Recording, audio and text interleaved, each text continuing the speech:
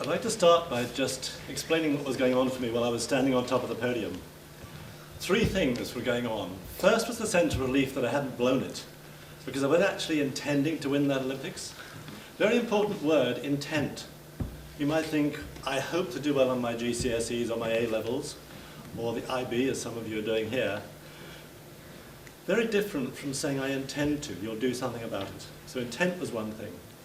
The second thing was a sense of euphoria, because although my intention was to get a world record and a gold, to actually fulfill that was a dream come true. But the reason for putting that up there was the third thing that was going on for me. While I was standing on top of the podium, I was wondering, why me? Anyone who's in an Olympic final could be on the podium.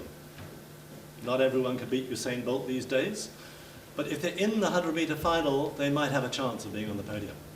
The reason it was so strongly questioned in my head was the chap standing to my left, the other British fellow John Sherwood, and I were equal slowest on paper going into that final. The Americans were about 4 meters ahead of us on paper, so to wind up winning by 7 meters and John was standing beside me made me question, why do some people under pressure get very close to fulfilling their potential and others tend to tighten up and don't deliver all they could? That rattled in my head for some time, and I was teaching and coaching at Boston University, and they said, as a full-time member of staff, you can take one course free each semester, each term. And I thought, what a golden opportunity to do another degree, and final degree, and try and answer the question, what is it about those who hold together well under stress? And I had no idea what it would be. So I was questioning them physically, did they push themselves 100%? And I'm sorry to have to tell you, something you probably already know, there's no substitute for hard work. I asked them moral questions. Where would you draw the line on trying to get an edge? And I was really impressed by the quality of integrity answers that I got from them. I asked them about how they got on with their peers, their coaches, their family. If I had to pick one area, it was what was going on here that was critical. Absolutely critical, what goes on in your thinking. But two attributes stood out. High degrees of awareness, high degrees of self-responsibility.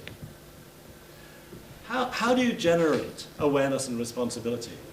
If you know a better way than to asking questions, I'd be very grateful if you got back in touch. And I was teaching this to people in business. I started out teaching in school, university, and then I went into management training. Management development, trying to teach coaching and mentoring skills and self-managed leadership. And we were trying to teach them the need to have both the telling, because that right-hand side includes those we need to get, new ideas, sharing best practice, encouragement, feedback. All of that's made us very good, but that's making us very dependent. The other side is actually generating self-responsibility. And it's very rarely done. In fact, a piece of research about this questioning was done by Trevor Bond in New Zealand. The report came out in November of 2013. And he was asking the question of how much of the questioning comes from the adult and how much from the child. Preschool, it was 50-50. The children asking the parent questions or the adult, and the parent asking them questions. When it went into primary school, it had dropped to 10% came from the child. 90% of the questions came from the teachers or the adults in their lives. When it moved into secondary, it had dropped to less than 1 in 100 of the questions came from the young people. And he found out that when the young people did try to ask questions, they either asked irrelevant or ineffective questions, or they didn't have the right vocabulary to ask questions. And I think those questions are absolutely vital to us raising awareness and responsibility in ourselves and in others. A very simple model that came out in business about 30 years ago, a colleague of mine, Sir John Whitmore, when he was working with McKinsey's, came out with this GROW model. It's probably the most simple model you could have for asking a question that generates a conversation. The reality is where you're starting from and the goal being what you want to achieve. And then the option questions, trying to find out more than one right answer. There is more than one right answer in many, many areas that you might be looking at as to what you might do to advance yourself. Those first three are about awareness. The last one's about your choice to do something about it. Yeah, I could do this, I could do that. So what are you going to do? When will you start? What support will you need and how will you get it? Who might be able to answer your questions? What would you do if I wasn't here? Those sort of questions are prompted through that very simple GROW model, and I really recommend, if you don't know it already, you make a note. We probably use it unconsciously all the time. Just take, for example, when you're a route planner, say you want to get from here to Liverpool. So you plug in the postcode for here, and then you plug in where you're trying to get to, say it's Liverpool. And then it asks you a question. Do you want to go via anywhere? Do you want to avoid toll roads? And then you have to make a choice. So unconsciously, we use that same process. I personally think it's really important. One application of coaching is resilience, the need for resilience. This came from a conversation that I had with Hemery. He's a very big, strong rugby-playing fellow, and he happened to be number 3 on our bobsleigh team. And he's become the winter representative on the British Olympic Association. And he also happens to be an army medical doctor. And he was working at Hadley Court, where the young men and women would come in from war zones having lost arms or legs or both. A really traumatic time for them. Most of them are 18 to 22. So can you imagine? You want to go in the army of really strong, fit people, and all of a sudden, literally taken off at the legs. Can you imagine the trauma that would be for you if you had that happen to you? And he was really interested to know, and the Americans were, because in this country, in the UK, we have between 3,500 and 5,000 of these injured war veterans. In America, they have tens of thousands. And he was really interested to know what the Americans found out about those that had experienced trauma. A number of them go into long-term depression, alcoholism, and homelessness. And then some of them look at themselves and say, well, at least I'm alive. What could I do with my life? They were really interested to know what was the positive way of stepping up. The 3 things they found out: they had family support, they had a positive mental attitude, and they had either a spiritual or moral compass. And I said, Henry, that's really helpful to have those 3 areas covered. What is taken for granted is these young men and women were extremely fit. They were strong, able-bodied, and well-trained. I think it's essential that we add that in. If someone gets a setback, some kind of a trauma in their lives, and maybe your parents are splitting up, or you failed an exam that's going to be a really crucial one for you getting into university. And it's not nice to have those setbacks that happen to all of us throughout our lives. And how do we respond to it? And I believe these 4 questions need to be addressed. Anytime you get a major setback in your life, or you feel like you're set back, to have a look at yourself holistically. To have a look at that top one of what kind of health and strength do I need to make a positive choice. I don't know if any of you have had flu, when you were so drained, you had something sitting beside you, maybe a book or a paper you should be reading, and you couldn't lift your head off the pillow.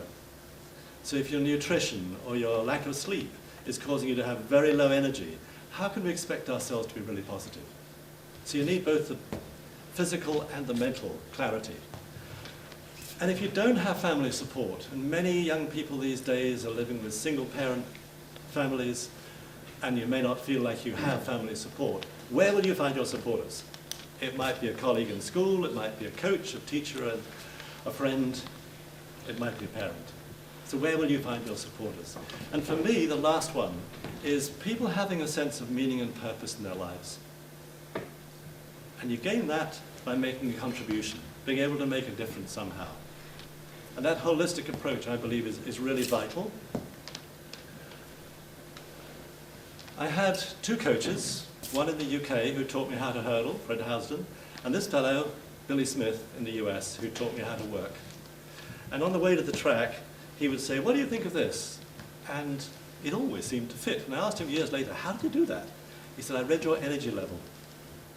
And he said, I had in the back of my mind an easy, a moderate, and a hard session, depending on your energy level. Now, do you check out how your energy level is before you start studying? If it's a really difficult topic or theme you're trying to study, maybe you should take the time to recharge your batteries before you try and jump into it. Energy levels are quite crucial. But I would agree to the session. Very important point, I agreed to the session. And maybe 2/3 of the way through the session, the legs started to feel heavy and my energy level had gone down and I didn't want to do any more. And he would say, just take the first step. And I'd say, no, I'm really done, I can't do any more. He would say, just take the first step. And if he persuaded me to, which he always did, he wouldn't compromise this young man, and I found I could run a game, I could deliver another. And so he acted as my conscience. Who will act as your conscience? If you really want to do something special, maybe you can have someone check on you, just to say, could you, I really want to do this, and I'm going to find it difficult. Would you just support me through it by having a hand in the back when I need it? I do want to do this, honestly. I'm a great believer in untapped potential. And why I started this charity of to be the best you can be, I actually believe there's a spark of greatness in everyone. Every single person has something special and unique to contribute to this world. If you had to try and pick the Olympian out of that high school photograph, you would not pick the shrimp in the front row. At the age of 14 years and 3 months, I finally reached 6 stone, which is 85 pounds, about 38 kilos. Not the strongest able-bodied person in the world, and 5'3". You would not pick the shrimp in the front row as being the potential for the Olympian. Also, I couldn't sit still in school. I'm sure I would be labeled as ADHD. And because of dyslexia, I've got a high IQ, but I read slowly. And if someone said, oh, this guy could get, say, I'm a 10-year-old unable to read, or just starting to learn how to read, if they said this guy could get 4 degrees and write 4 books, they would have mocked. And I think I would have panicked. And it just underlines for me, there is so much untapped potential in every human being. Now, not everybody can become a world-class sports person or a brain surgeon, but maybe you have more attention to detail or more compassion than the next person. Where is the specialness that's in you? And this last slide repeating that I believe there's a spark of greatness in everyone. What are your dreams? What are you willing to put your hard work into to be the best you can be? I'd like to leave you with that challenge. Thanks very much.